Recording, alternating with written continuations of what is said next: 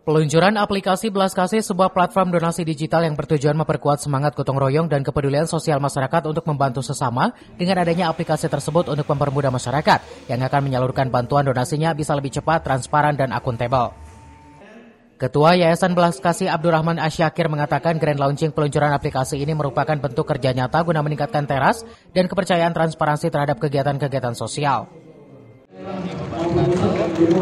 Alhamdulillah pada hari ini Yayasan Belas Kasih telah melakukan acara rilis grand launching aplikasi Belas Kasih, di mana aplikasi Belas Kasih ini merupakan bentuk kerja nyata dari Yayasan Belas Kasih guna meningkatkan trust dan juga kepercayaan serta transparansi terhadap kegiatan-kegiatan sosial. Aplikasi Belas Kasih ini bertujuan selain mempermudah masyarakat untuk menyalurkan bantuan donasinya, juga meningkatkan jangkauan terhadap sesama yang membutuhkan. Dari Cibinong, Kabupaten Bogor, Suhanda Abriji melaporkan.